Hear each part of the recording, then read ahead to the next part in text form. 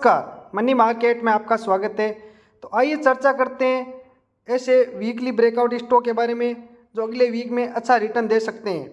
तो वीडियो के अंत तक बने रहें और आप भी इस चार्ट पर इनको अवश्य देखें ताकि आपको अच्छे से समझ में आ सके। तो अपना पहला स्टॉक है वो है इंडस टावर। इसमें डेली, वीकली, मंथली और हावरली चारों टाइम फ्रेम में RSI और 60 से ऊपर चल रही है। तो अभी इसने रिसेंटली इसका जो हाई था 270 उसके ऊपर ब्रेकआउट दिया है और अच्छी वॉल्यूम भी देखने को मिली है। तो यहाँ से स्टॉक में अपसाइड देखने को मिल सकती है। जो पहला टारगेट होगा 300 का। और डेली टाइम फ्रेम में जो इसने फरवरी का इसका जो ब्रेकआउट बनाया था 235, तो इस लेवल से इसने ब्रेक करके और हाई बनाया था 270 का और वापस करेक्शन के समय उसी लेवल को रिटेस्ट किया है।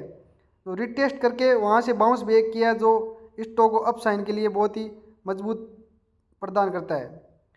और वीकली टाइम फ्रेम में और देखते हैं तो इसका जो पीछे का 235 का जो टॉप बना था मई में, तो उस लेवल को भी इसने वापस सपोर्ट किया है। तो इस प्रकार डेली और वीकली दोनों में इसने एक अच्छा स्टॉक प्रदर्शन कर रहा है।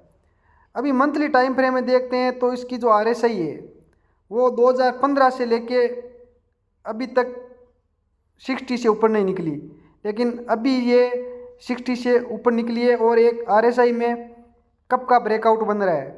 तो इस प्रकार इसमें यहाँ से बहुत अच्छी तेज़ी देखने को मिल सकती है, क्योंकि 15 साल के बाद इसमें जब कप बन रहा है तो उसके आधार पर इसमें बहुत ही अच्छा मूवमेंट देखने को मिल सकता है। तो इस आधार पर इसमें लॉन्ग टर्म के लिए हम इस स्टॉक को रख सकते हैं। जोमेटो हावरली, डेली, वीकली और मंथली सभी टाइम फ्रेम में इसकी RSI वो 60 से ऊपर चल रही है। तो RSI में ये बुलिश हो गया।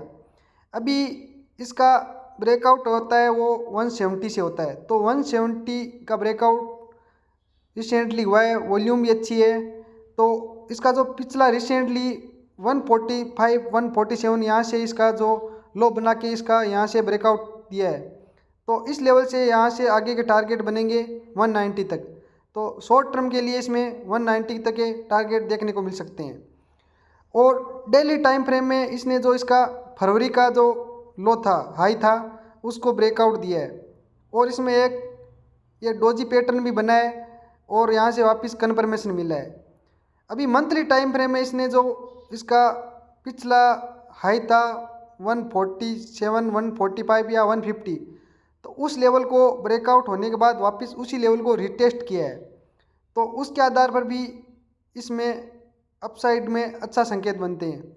और जो इसका जो कप पैटर्न बना था 50 से लेके 150 तक, तो वहाँ से लॉन्ग टर्म के लिए यहाँ से इसका टारगेट होगा 250 तक, यानी कि 250 के टारगेट के लिए हम इसको बाई कर सकते हैं लॉन्ग टर्म के लिए।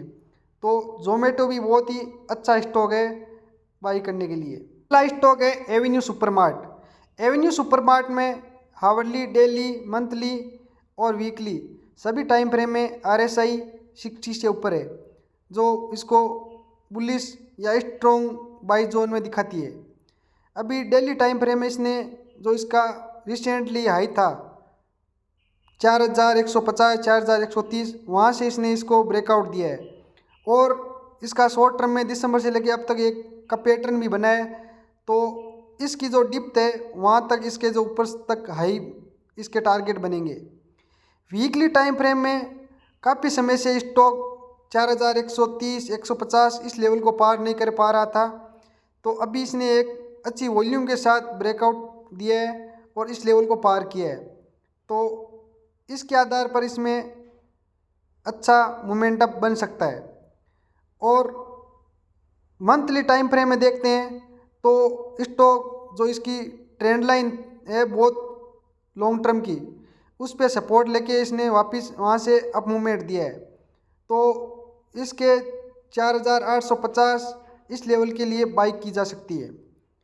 अपना CG पावर जो इसका नवंबर में हाई था 500 के आसपास, तो स्टॉक उसके बाद से एक रेंज में ट्रेड कर रहा था और उस लेवल को वापस पार नहीं कर पा रहा था। RSI भी इसकी 60 से नीचे चल रही थी। अभी डेली, वीकली इन दोनों में इसने एक अच्छा वॉल्यूम के साथ ब्रेकआउट दिया है। और मंथली में तो इसकी RSI पहले से ही 60 से ऊपर चल रही थी। स्टॉक कंटिन्यू एक अप ट्रेंड में था, इसमें एक शॉर्ट टाइम के लिए करेक्शन हुआ था। तो इस प्रकार इस CG पावर में यहाँ से ख़रीदारी की जा सकती है, जिसका पहला टारगेट होगा 550 और अपसाइड में इसके लॉन्ग टर्म में अच्छे टारगेट देखने को मिल सकते हैं। इस प्रकार आज के ये 5 स्टॉक हो गए। आप भी इन 5 स्टॉक पर अपने चार्ट में ध्यान से इनके बारे में अध्ययन करें और इनके बारे में जो भी अपनी राय हो वो कमेंट करके बताएं। वीडियो को लाइक, शेयर और सब्सक्राइब अवश्य करें। धन्यवाद।